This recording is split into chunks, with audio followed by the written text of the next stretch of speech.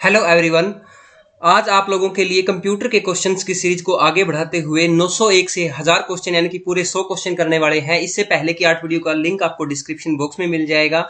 तो चलिए ज्यादा देरी न करते हुए, ये आप लोगों के सभी एग्जाम्स के लिए बहुत महत्वपूर्ण है। पहला क्वेश्चन है वह डिस्क जिसमें केवल एक ही बार लिखा जा सकता है, क्या कहलाती है? तो दोस्तों रीड ओनली यानी कि रीड ओनली डिस्क कहलाती है। वो डिस्क की अगर हम बात करें तो डिस्क की स्पेलिंग होती है यहाँ पे, अगर आपकी कोई भी मैग्नेटिक डिस्क होती है उसके अंदर के आता है, लेकिन ये हमारी ऑप्टिकल डिस्क है तो इसके लिए क्या आ जाएगा, DISC, रीड ओनली डिस्क। इसके अलावा अगर आपको ऑप्शन में मिले CD के साथ क्या मिले, CDR मिले, CD के साथ R मिले, R का मतलब होता है रिकॉर्डेबल, वह भी सिर्फ एक ही बार जिसके अंदर लिखा जा सकता है। या फिर आपको मिले CD रोम का मतलब भी क्या होता है, यहाँ पे फुल फॉर्म भी पूछी जाती है और इसका ऑप्शन में अगर CD रोम ऑप्शन हुआ तो वो भी आप ठीक कर सकते हो। तो इसका मतलब क्या हुआ, write once read many, write once read many, यानी कि इसका यही आंसर भी आप कह सकते हैं कि राइट वंस रीड मैनी ठीक रहेगा। चलिए यहाँ पे एक क्वेश्चन के बहुत सारे आंसर हो सकते हैं, लेकिन हमारे पास ऑप्शन की जो अवेलेबिलिटी रहेगी उसके अकॉर्डिंग चलेंगे। उसके बाद हम बात करते हैं सेकंड क्वेश्चन के ऊपर। तो सेकंड क्वेश्चन की अगर हम बात करें तो सेकंड क्वेश्चन है हमारा रैम किसी प्रोसेसर के लिए किस तरह से काम करती है। तो रैम हमारी जो है किसी प्रोसेसर के लिए किस तरह से काम करेगी, तो यहाँ पे किस तरह का काम करेगी, वो फैक्ट्री का काम करेगी, ऑपरेटिंग सिस्टम का काम करेगी, या वेटिंग रूम का काम करेगी, या प्लानिंग रूम का काम करेगी।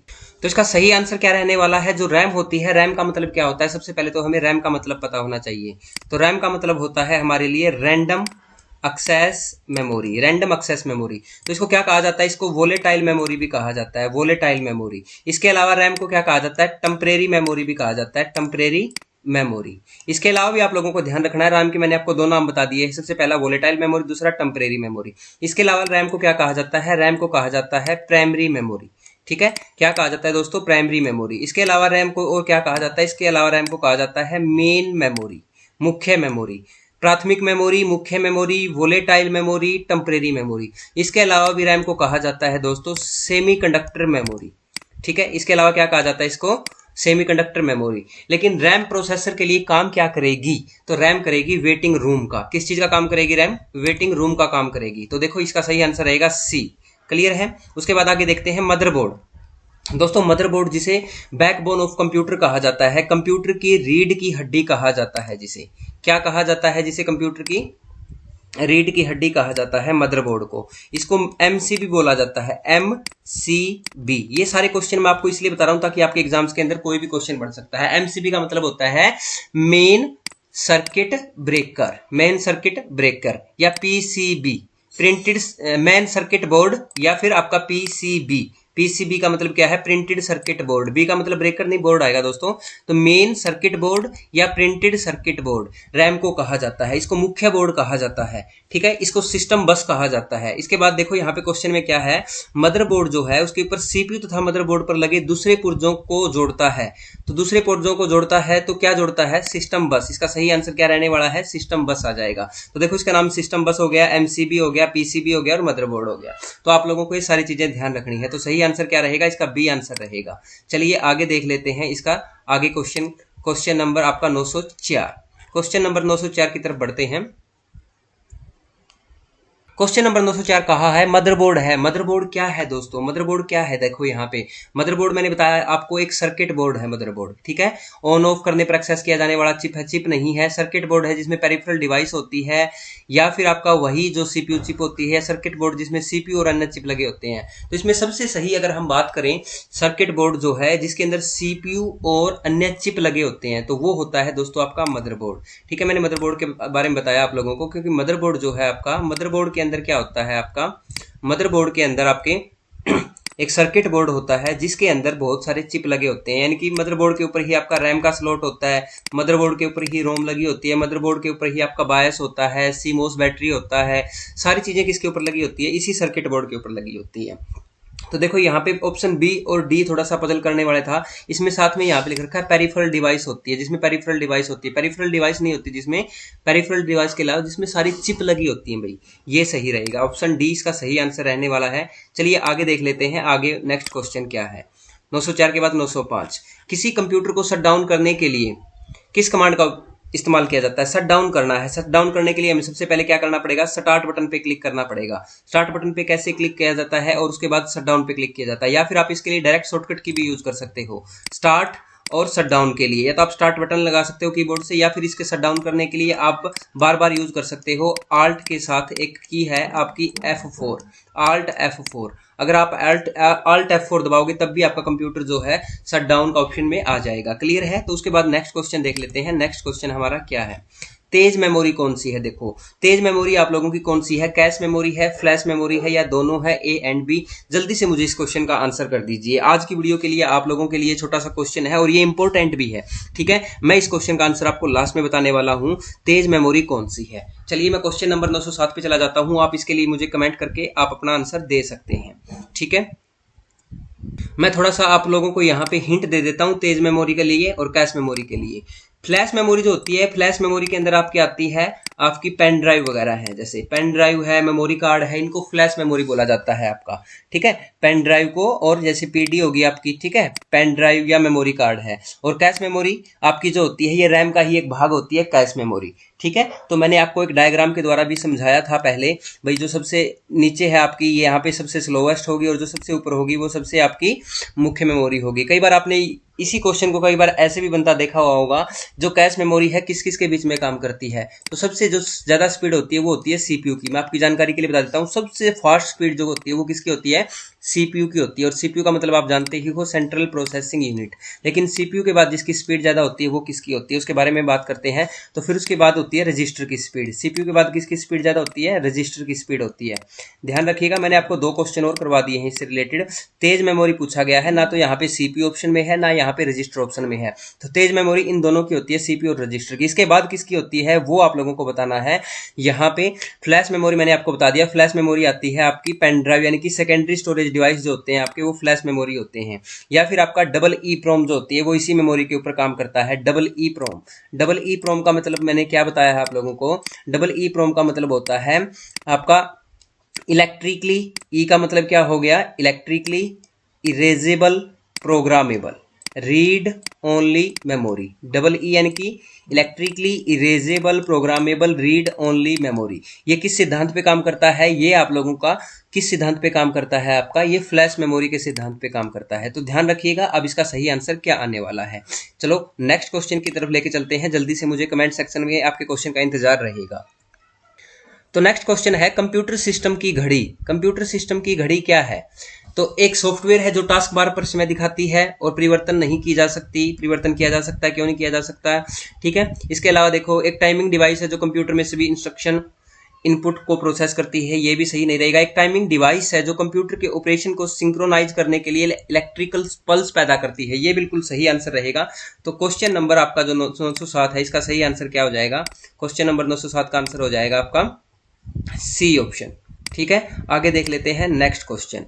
तो नेक्स्ट क्वेश्चन है हमारा, नेक्स्ट क्वेश्चन की तरफ मूव ऑन करते हैं। क्वेश्चन नंबर है आपका 908। कंप्यूटर घड़ी जो है उसकी स्पीड की गणना किसमें की जाती है। बहुत अच्छा क्वेश्चन है। कंप्यूटर घड़ी की स्पीड की गणना की जाती है दोस्तों हर्ट्ज में। किसमें की जाती है, हर्ट्ज में। अब यहाँ पे हर्ट्ज का ऑप्शन सिर्फ एक ही दिखाई दे रहा है, मेगा हर्ट्ज। तो मेगा हर्ट्ज यानी कि सी ऑप्शन इसका सही आंसर रहने वाला है, मेगा हर्ट्ज, ठीक है। उसके बाद नेक्स्ट क्वेश्चन देख लेते हैं। नेक्स्ट क्वेश्चन है हमारा 909 नंबर।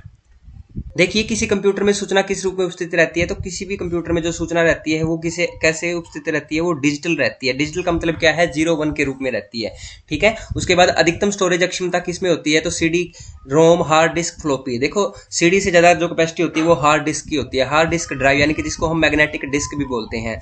मैग्नेटिक डिस्क होती है आपकी हार्ड डिस्क। फ्लोपी डिस्क की मेमोरी ज्यादा नहीं होती, फ्लोपी डिस्क की बहुत कम होती है। इसके 3 साइज होते हैं आपका 3.5 इंच, 5.25 इंच और 8 इंच। यानी कि फ्लोपी डिस्क के आकार पूछा जाता है तो 3 आकार होते हैं, 3.5 इंच, 5.25 इंच और 8 इंच। ध्यान रखिएगा। सीडी का मतलब होता है कॉम्पैक्ट डिस्क, रोम का मतलब होता है रीड ओनली मेमोरी। उसके बाद नेक्स्ट क्वेश्चन है पर्सनल कंप्यूटर के मदरबोर्ड पर विभिन्न घटकों इलेक्ट्रिकल कंडक्टिंग लाइनों के सेट से आपस में जुड़े रहते हैं, तो इन लाइनों को क्या कहा जाता है, जल्दी से बताइए। जो पर्सनल कंप्यूटर के मदरबोर्ड होते हैं तो इनको हम दोस्तों क्या कहते हैं, भी कनेक्टर्स बोलते हैं, ठीक है, कनेक्टर्स। बायस का पूरा नाम क्या होता है, बायस का बिल्कुल इजी है, बहुत बार क्वेश्चन आया है, तो इसका सही रहेगा basic input output system. Clear है, क्वेश्चन नंबर सी आंसर रहेगा इसका। बायस का। उसके बाद है इंटरप्ट, जो इनपुट आउटपुट ड्राइवर के द्वारा शुरू किया जाता है, तो इसे क्या कहा जाता है, तो इसे कहा जाता है इंटरनल। इंटरप्ट का मतलब क्या हो गया, इनपुट आउटपुट ड्राइवर के लिए जो शुरू किया जाता है वो क्या होता है, इंटरनल होता है। क्लियर है। उसके बाद आगे है एनालॉग सिग्नल की तुलना में डिजिटल सिग्नल है, तो डिजिटल सिग्नल जो होते हैं वो बहुत तेज होते हैं, डिजिटल सिग्नल आपका 0-1 के रूप में होते हैं। क्लियर है, ध्यान रखिएगा। उसके बाद है आपका क्वेश्चन नंबर 915। आगे है वह कंप्यूटर प्रोग्राम जो असेंबली लैंग्वेज को मशीन लैंग्वेज में बदलता है, क्या कहलाता है। देखो, असेंबली लैंग्वेज है उसको मशीन में बदलना है, तो असेंबली से असेंबलर बदलेगा। कौन बदलेगा, असेंबलर। इंटरप्रीटर और कंपाइलर क्या होते हैं, ये हाई लेवल लैंग्वेज को बदलते हैं, उच्च स्तरीय भाषा को मशीनी भाषा में बदलते हैं, और ये असेंबली भाषा को मशीन भाषा में बदलता है, असेंबलर। ध्यान रखिएगा। नेक्स्ट क्वेश्चन है वह डिवाइस जो सूचनाओं को कंप्यूटर में डालता है, क्या कहलाता है। इनपुट कहलाती है। भाई सूचना कंप्यूटर के अंदर जा रही है तो इनपुट है, सूचना कंप्यूटर से बाहर आ रही है तो क्या आ जाएगा, आपका आउटपुट हो जाएगा। क्लियर है। सीपीयू के अंदर जो वह कौन सा डिवाइस होता है जो प्रोसेसिंग के दौरान डाटा को अस्थायी रूप से स्टोर करता है। अस्थायी रूप से देखो कौन स्टोर करेगा, तो रजिस्टर जो होते हैं वो डेटा को अस्थायी रूप से स्टोर करते हैं। क्लियर है। कंप्यूटर किसके जरिए सूचनाओं को प्रोसेस करता है, कंप्यूटर किसके जरिए करता है, नंबर्स के जरिए करता है। नंबर्स का मतलब यहाँ पे क्या है, बाइनरी नंबर्स। बाइनरी नंबर का मतलब यहाँ पे क्या है, 0-1, यानी कि जो सूचनाएं उनको प्रोसेस कैसे करता है, वो 0-1 के रूप में करता है। ध्यान रखिएगा। इनमें से किसका एक्सेस टाइम सबसे अधिक होता है, सबसे एक्सेस टाइम सबसे अधिक किसका होता है भाई। एक्सेस का मतलब ये है कि उसको डेटा लेने में कितना टाइम लगता है, ठीक है। एक्सेस करने में सबसे ज्यादा किसका टाइम लगता है, तो सबसे ज्यादा टाइम जो लगता है वो किससे लगता है, सबसे तेज पूछा है, सबसे कम टाइम लगेगा, यानी कि सबसे अधिक पूछे तो मैग्नेटिक आपकी डिस्क हो जाएगी, सबसे ज्यादा टाइम लगे जिसके अंदर सबसे कम अगर स्पीड पूछे तो, ठीक है। लेकिन सबसे फास्ट स्पीड किसकी होती है, सेमीकंडक्टर की होती है। सेमीकंडक्टर का मतलब मैंने क्या बताया, यानी कि रैम। देखो दोस्तों, मैंने आपको बताया था रैम कौन सी मेमोरी है, सेमीकंडक्टर मेमोरी है, मेन मेमोरी है, प्राइमरी मेमोरी है, मुख्य मेमोरी है, वोलेटाइल मेमोरी है। तो रैम जो है हमारी, इसकी एक्सेस टाइम बहुत ही कम होता है। क्लियर है, ध्यान रखिएगा।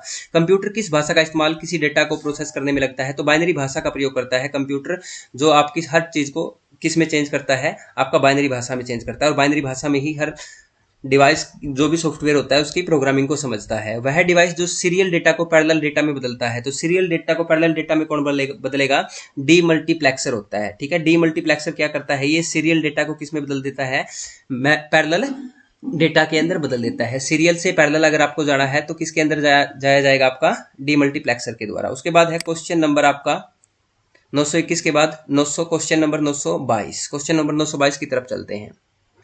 क्वेश्चन नंबर 922 कह रहा है वह कंप्यूटर प्रोग्राम जो किसी प्रोग्राम को मशीन लैंग्वेज में बदल देता है, तो वो कौन होता है, कंपाइलर होता है। अगर आपको उसकी पीडीएफ भी चाहिए तो डिस्क्रिप्शन में टेलीग्राम ग्रुप का लिंक है, वहां से आप पीडीएफ डाउनलोड कर सकते हो, ठीक है।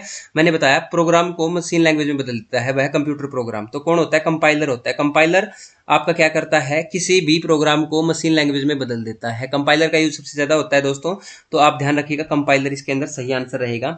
इंटरप्रेटर भी साथ में दे रखा है। अगर क्वेश्चन ऐसे होता है, यही क्वेश्चन हाई लेवल लैंग्वेज को कौन मशीन लैंग्वेज में बदल देता है, तो इसके आंसर रहते हैं 2, इंटरप्रेटर और कंपाइलर। इंटरप्रेटर और कंपाइलर, लेकिन यह क्वेश्चन में क्या पूछ रहा है, कंप्यूटर प्रोग्राम है जो किसी प्रोग्राम को मशीन लैंग्वेज में बदल देता है, ठीक है। तो इसका सही आंसर कंपाइलर रहेगा, कंपाइल कर देता है। सीडी रोम, यानी कि सीडी का मतलब होता है कॉम्पैक्ट डिस्क, और रोम का मतलब होता है रीड ओनली मेमोरी।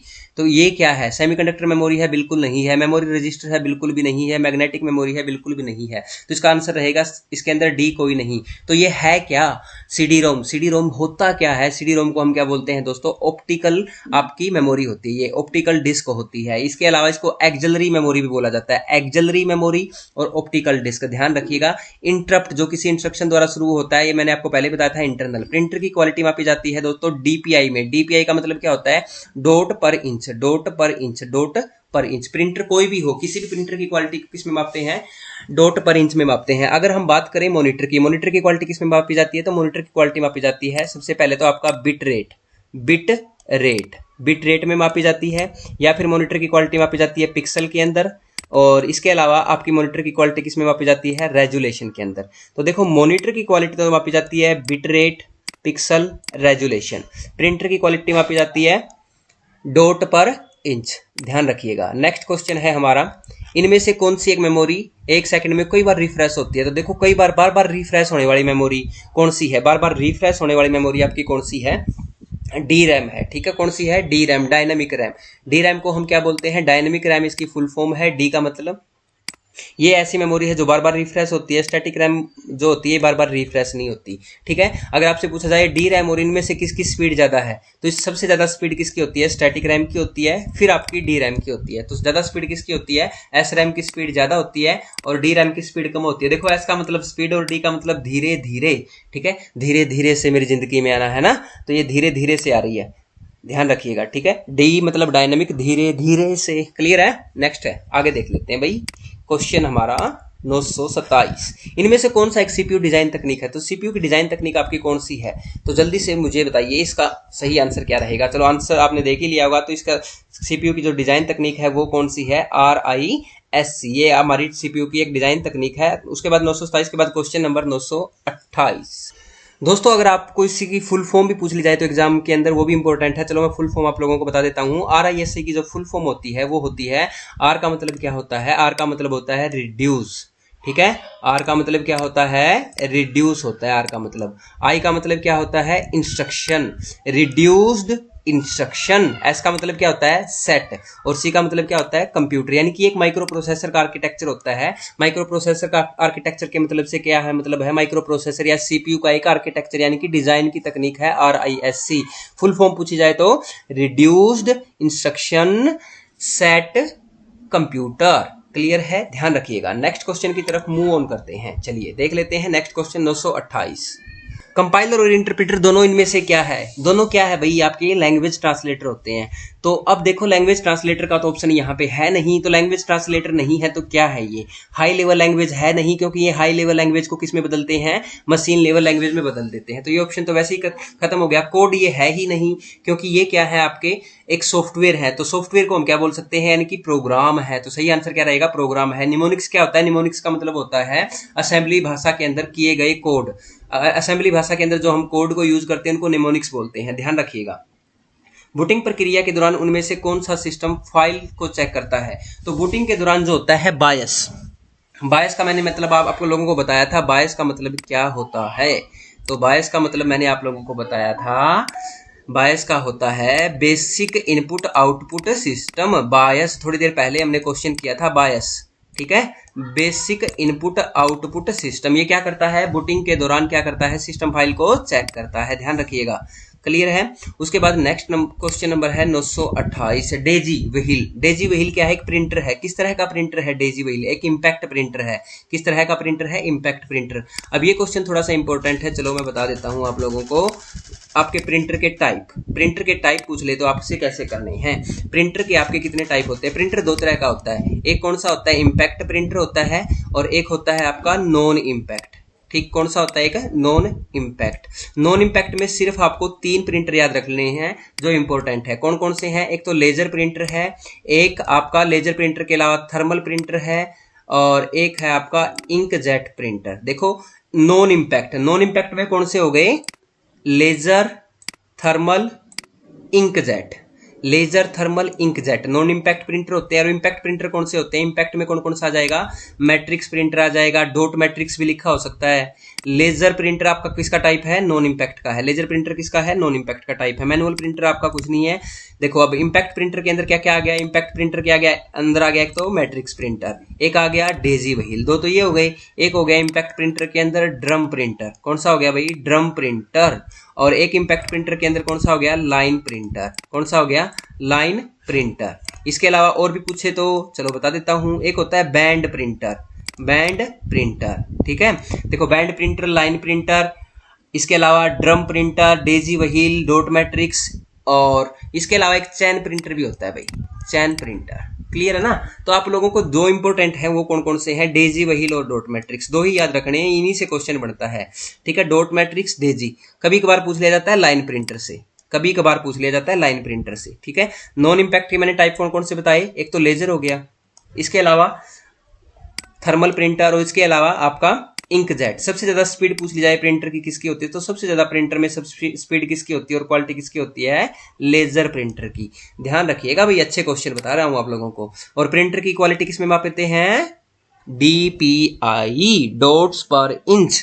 क्लियर है ना। चलिए आगे देख लेते हैं 931, डिकोडर, डिकोडर का आउटपुट इनमें से क्या है? तो डिकोडर, ये आप लोगों को वैसे तो लैंग्वेज के क्वेश्चन है आपके, अभी यहाँ पे तो काम नहीं आएंगे, फिर भी थोड़ा सा याद रख लो। डिकोडर का जो आउटपुट होता है वो होता है 2n। पाइपलाइन जो होती है उसकी रणनीति में क्या कार्य, इनमें से क्या कार्य करती है? तो पाइपलाइन क्या करती है? इंस्ट्रक्शन को एग्जीक्यूट करती है।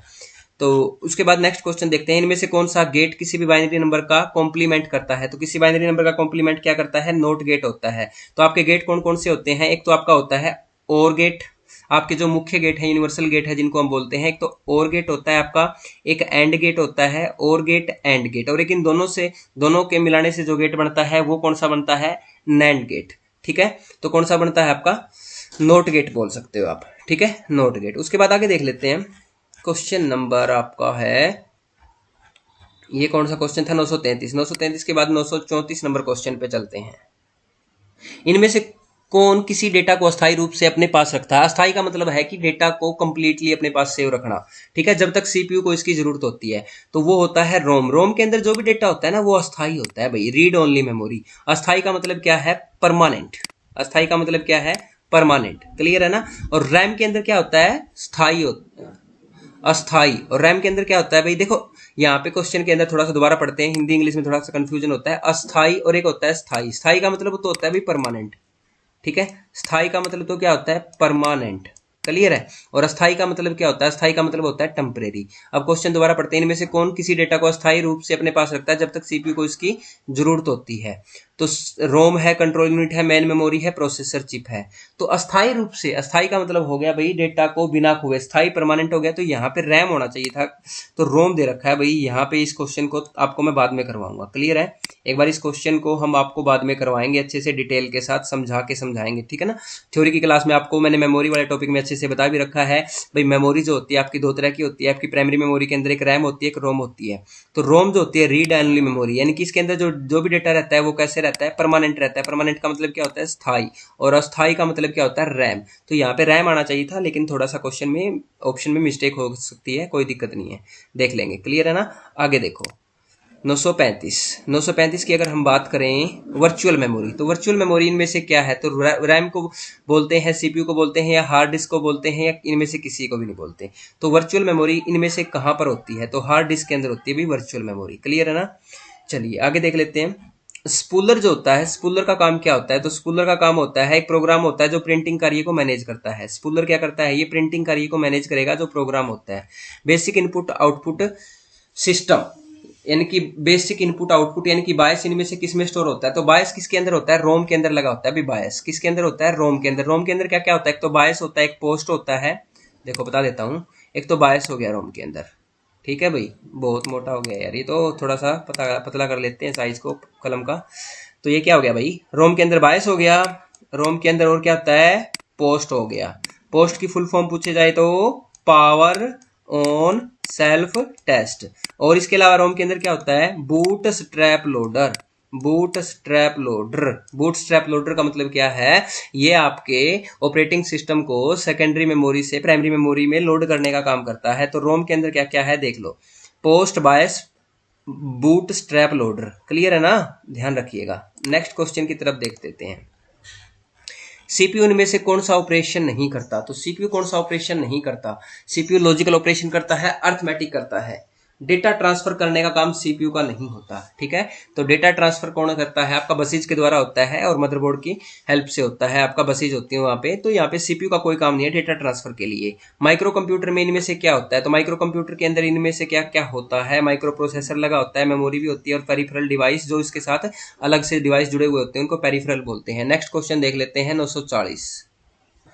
थ्रेसिंग इनमें से क्या होती है भाई? थ्रेसिंग, स्पूलिंग तो प्रिंटर के बारे में बताया था मैंने आपको, मैनेज करता है। और यहाँ पे डेटा की अदला बदली अगर करनी है किसी रैम के अंदर और वर्चुअल मेमोरी के बीच में, वर्चुअल मेमोरी का मतलब मैंने अभी आपको बताया था, हार्ड डिस्क के अंदर लगी होती है वर्चुअल मेमोरी। ठीक है, तो इसके बदले में डेटा की जो अदला बदली करते हैं उसको स्वैपिंग बोलते हैं। उस प्रोसेस को क्या बोलते हैं? स्वैपिंग बोलते हैं। तो इनमें से क्या होता है ये? तो इसको क्या बोलते हैं? थ्रेसिंग। थ्रेसिंग का मतलब क्या होगा? डेटा की अदला बदली किसी रैम और वर्चुअल मेमोरी के बीच। क्लियर है ना? इनमें से कौन सी संख्या संबंधित है? तार्किक गणनाओं को करता है। तार्किक गणनाओं को कौन करता है? तो यहाँ पे तार्किक का मतलब क्या हो जाएगा? लॉजिकल हो जाएगा आपका। तो ये कौन करता है? आपका ALU, arithmetic and logical unit, ALU। ठीक है ना? तार्किक गणनाएं। उसके बाद है ALU का फंक्शन क्या है? मैथमेटिकल कैलकुलेशन और आपकी लॉजिकल जो भी होता है यानी कि कंपैरिजन वैल्यू होती है, तुलनात्मक कार्य होते हैं, वो एएलयू के होते हैं। इनमें से कौन सा गणना या तुलना करने वाला कार्य करता है, अभी तो मैंने बताया एएलयू। कर्सर क्या होता है, कर्सर आपका एक क्या होता है, पॉइंटिंग डिवाइस होता है या फिर एक पतली ब्लिंकिंग लाइन होती है। इसमें बच्चे गलती करते हैं भाई, यहाँ पे बी और सी ऑप्शन जो दिखाई दे रहा है इसमें बहुत गलती होती है। तो पॉइंटिंग डिवाइस में और पतली ब्लिंकिंग लाइन में कर्सर का क्या अलग अलग है, क्या फंक्शन है, तो थोड़ा सा इसको समझते हैं। देखो जो कर्सर है आपका, एक तो ये सीधी लाइन जो ब्लिंक करती है आपको, उसको हम कर्सर बोलते हैं, ठीक है। और पॉइंटिंग डिवाइस का मतलब क्या होता है, पॉइंटिंग डिवाइस के अंदर तो आपका जॉयस्टिक भी आ जाएगा, पॉइंटिंग डिवाइस के अंदर तो आपका ट्रैक बॉल भी आ जाएगा, पॉइंटिंग डिवाइस के अंदर आपका लाइट पेन भी आ जाएगा, आपका टच स्क्रीन भी आ जाएगी, ठीक है। इसके अलावा आपका टच पैड भी आ जाएगा। तो पॉइंटिंग डिवाइस के अंदर तो आपके बहुत हो जाएंगे, लेकिन पतली ब्लिंकिंग लाइन जो होती है वही कर्सर होता है। क्लियर है ना, पतली ब्लिंकिंग लाइन। या फिर आपको जो एरो दिखाई देता है उसको भी हम क्या बोल देते हैं, जिसकी सहायता से आप माउस से काम करते हो, तो वो क्या होता है, आपका कर्सर होता है। ध्यान रखिएगा। क्लियर है, आगे देख लेते हैं। a part of computer system which control the overall operation and everything that happen inside the computer is under its watchful eye। तो इसके लिए हम क्या बोलेंगे भाई, यानी कि कहने का अभिप्राय यहाँ पे क्या है, कंप्यूटर सिस्टम का एक ऐसा भाग है जो कंट्रोल करता है हर चीज को, यानी कि मैनेजमेंट का काम करता है। आने वाले जितने भी ऑपरेशन होते हैं, क्या घटित हो रहा है, उसके अंदर क्या कमांड देनी है, पीछे से क्या कमांड आई है, तो वो सारी चीजें कौन कंट्रोल करता है, कंट्रोल यूनिट ही करेगी। कंट्रोल यूनिट का काम क्या है, एक मैनेजमेंट की तरह काम करती है। तो सीपीयू के अंदर क्या क्या होता है, एक एएलयू होता है, एक सीयू होता है, एक मेमोरी यूनिट होती है, रजिस्टर लगे होते हैं उसके अंदर। तो अब देखो कंट्रोल यूनिट का काम क्या होता है, आने वाले हर डेटा को क्या करता है, वो कंट्रोल करता है। माई कंप्यूटर के आइकन को क्लिक करने से क्या प्रदर्शित होता है, तो माई कंप्यूटर की क्या होती है, ड्राइव प्रदर्शित होगी। भाई कंप्यूटर के अंदर कौन कौन सी ड्राइव है, जैसे local disk C, local disk D, यानी कि हार्ड डिस्क के अंदर जो भी डेटा है वो आपका हार्ड डिस्क के अंदर कितने पोर्ट बने हुए हैं, कितने पार्टीशन बने हुए हैं, वो कौन दिखाता है, माई कंप्यूटर के अंदर जब इसको ओपन करते हैं। तो नेक्स्ट क्वेश्चन है दोस्तों, आइकन क्या होते हैं। आइकन क्या होते हैं, आपकी पिक्चर्स होती हैं, आपकी छोटी छोटी पिक्चर्स जो होती हैं, यानी कि जो डेस्कटॉप पर बनी छोटी छोटी पिक्चर होती है, उन पिक्चर को हम क्या बोलते हैं, यहाँ पे आइकन बोलते हैं। अब देखो पिक्चर वाला ऑप्शन यहाँ पे है चित्र कमांड, चित्र कमांड को हम क्या बोलेंगे, आइकन बोलेंगे। अब main part of a processor are, processor का मैन पार्ट क्या होता है, प्रोसेसर का सबसे मुख्य जो पार्ट होता है वो क्या होता है, आपका एएलयू और रैम होती है।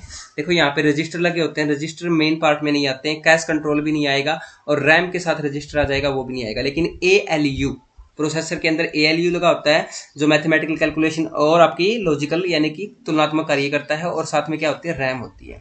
948 कंप्यूटर का मस्तिष्क आपको पता ही है, सीपीयू। प्रथम गणना यंत्र वेरी वेरी इंपॉर्टेंट अबाकस है। प्रथम गणना यंत्र कौन है, अबाकस है। इसको किसने बनाया था, चीन में बनाया था, 16वीं शताब्दी के अंदर बनाया गया था इसको, और 16वीं शताब्दी के अंदर बनाया गया था। तो साइंटिस्ट कौन थे, ली काई चेन। जापान के लोग अबाकस को क्या बोलते हैं, सारोबान बोलते हैं। जापान के लोग अबाकस को क्या बोलते हैं, सारोबान। चलिए नेक्स्ट क्वेश्चन देख लेते हैं, किसने प्रथम मैकेनिकल कैलकुलेटर का निर्माण किया था। प्रथम मैकेनिकल कैलकुलेटर की अगर हम बात करें तो ब्लेज पास्कल का नाम आपने सुना ही होगा, ब्लेज पास्कल। 1642 ईस्वी के अंदर अगर हम बात करें, 1642 ईस्वी में प्रथम मैकेनिकल कैलकुलेटर बनाया था जिन्होंने, या प्रथम एडिंग मशीन भी जिसको बोल देते हैं, ब्लेज पास्कल ने बनाई थी भाई। फ्रांस के साइंटिस्ट थे ये। तो देखो दोस्तों वीडियो थोड़ी सी ज्यादा लंबी हो गई है, इस वीडियो के अंदर हम 50 ही क्वेश्चन कर पाएंगे क्योंकि मैंने आप लोगों को डिस्कस के साथ करवाए हैं, तो वीडियो ज्यादा लंबी हो गई है। नेक्स्ट मैं आप लोगों को 1100 क्वेश्चन है विदाउट डिस्कशन करवाऊंगा, ताकि आप लोगों के, या फिर आप ये चाहते हैं डिस्कस के साथ ही कराऊं तो डिस्कस के साथ आप लोगों के 50 क्वेश्चन ही हो जाएंगे। अगर आप विदाउट डिस्कशन चाहते हैं और आप इसकी पीडीएफ चाहते हैं तो आप डिस्क्रिप्शन में टेलीग्राम ग्रुप को ज्वाइन कर लीजिए। इस वीडियो में इतना ही, नेक्स्ट वीडियो के अंदर मैं आप लोगों को अच्छे अच्छे क्वेश्चन करवाऊंगा। क्वेश्चन जो हमारा छूट गया था उस क्वेश्चन की हम बात कर लेते हैं। क्वेश्चन था हमारा, मैंने आपसे क्वेश्चन पूछा था, वो देख लेते हैं। तो देखिए मैंने पूछा था तेज मेमोरी कौन सी है। तेज मेमोरी कौन सी होती है, कैश मेमोरी होती है। मैं थोड़ा सा एक्सप्लेन कर देता हूँ इसको, ये क्वेश्चन बहुत इंपॉर्टेंट है दोस्तों। देखो सबसे जो ज्यादा स्पीड होती है वो किसकी होती है, सीपीयू की होती है। सबसे ज्यादा स्पीड किसकी होती है, सीपीयू से। सीपीयू के बाद किसकी होती है स्पीड सबसे ज्यादा, रजिस्टर की होती है भाई। किसकी होती है, रजिस्टर की होती है। रजिस्टर के बाद किसकी होती है, कैश मेमोरी की होती है। रजिस्टर के बाद किसकी होती है, कैश मेमोरी की। कैश मेमोरी के बाद किसकी होती है, एसरैम की होती है। कैश मेमोरी के बाद किसकी होती है भाई, एसरैम की होती है। और एसरैम के बाद किसकी होती है, डी रैम की होती है। ठीक है, तो इनमें से क्वेश्चन आपका बन ही जाता है। और अगर आपसे पूछा जाए सेकेंडरी मेमोरी कोई भी दे रखी है तो सेकेंडरी मेमोरी की स्पीड सबसे कम होगी, यानी कि सबसे नीचे आ जाएगी आपकी सेकेंडरी मेमोरी। ध्यान रखिएगा। सेकेंडरी मेमोरी यहाँ पे आ जाएगी, सेकेंडरी मेमोरी के बाद किसकी होएगी, प्राइमरी मेमोरी की। सेकेंडरी मेमोरी के बाद किसकी हो जाएगी, प्राइमरी मेमोरी की। यानी कि सबसे कम स्पीड सेकेंडरी मेमोरी की, फिर प्राइमरी मेमोरी की। प्राइमरी मेमोरी में रैम से पूछे तो एस रैम की स्पीड ज्यादा, डी रैम की स्पीड कम। डी का मतलब धीरे धीरे से मेरी जिंदगी, मैंने बताया था ना मैंने आप लोगों को, एस का मतलब स्पीड, और सी एम का मतलब क्या है, कैश मेमोरी। तो कैश मेमोरी के बारे में कई बार क्वेश्चन पूछा जाता है कि कैश मेमोरी किस किस के मध्य कार्य करती है। तो कैश मेमोरी किस किस के मध्य कार्य करती है, सीपीयू और प्राइमरी मेमोरी के बीच में। या फिर आप ये कह सकते हो सीपीयू और प्राइमरी मेमोरी के बीच में, या सीपीयू और रैम के बीच में कौन लगी होती है, कैश मेमोरी लगी होती है। तो क्वेश्चन आपका कैसे भी पूछा जाए तो आप लोगों को बता देना है। तेज मेमोरी पूछे, फास्टेस्ट मेमोरी पूछे, अगर आपके ऑप्शन में रजिस्टर है और कैश मेमोरी भी दे रखे हैं तो आप रजिस्टर को सही करेंगे। और अगर आपके ये तीनों ऑप्शन में दे रखे हैं, सीपीयू, रजिस्टर, कैश मेमोरी, और चौथा ऑप्शन दे रखा है इनमें से कोई नहीं, तो फिर आप सीपीयू को करेंगे। सबसे ज्यादा स्पीड सीपीयू की, फिर रजिस्टर की, फिर कैश मेमोरी की, फिर एसरैम की, फिर डीरैम की, और फिर आपकी सेकेंडरी मेमोरी की। तो इसी क्वेश्चन के साथ आज की इस वीडियो का करते हैं दी एंड। चलिए दोस्तों, चैनल को सब्सक्राइब करके बेल आइकन को प्रेस कर लीजिए। और हरियाणा पुलिस के एग्जाम्स के लिए आपके ये क्वेश्चन कैसे हैं, उम्मीद करता हूं आने वाले पेपर के अंदर ये क्वेश्चन आपको दिखाई देंगे। Thank you, have a good day.